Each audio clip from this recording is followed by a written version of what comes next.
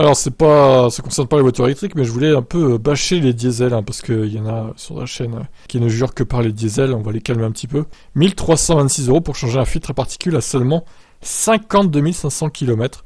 Sur une Volvo en plus, qui sont quand même réputées fiables. Pour beaucoup d'automobilistes, Volvo rime avec fiabilité. C'était encore le cas. C'était il y a peu encore avec le cas de Sandra B. Cette lectrice est la propriétaire d'un Volvo V40 T2 de 2018 qui n'a que 52 500 km. Elle est très surprise lorsqu'en juillet dernier, le voyant orange, système de dépollution des gaz d'échappement, s'allume au tableau de bord. Sandra se rend sans attendre à la concession la plus proche de son lieu de villégiature afin d'en avoir le cœur net. Hélas, les nouvelles ne sont pas bonnes.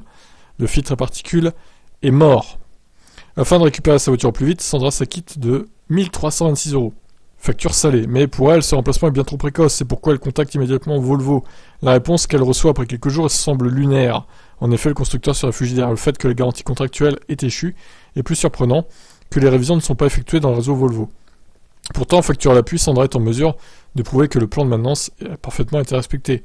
Elle sait aussi que la loi lui permet d'entretenir sa V40 où elle veut. Bon, c'est un pur scandale là ce qui se passe, il faut qu'elle porte plainte, pour escroquerie.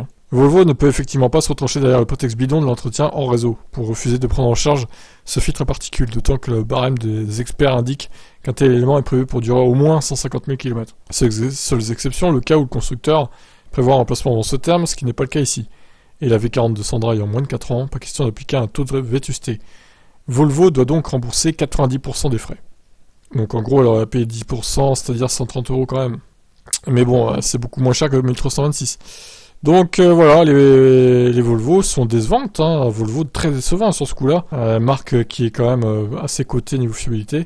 Et là, il se fout clairement de sa gueule, la pauvre Sandra. Bon, et ben voilà, le diesel c'est de la merde. Mais ça on le savait déjà. Allez, ciao.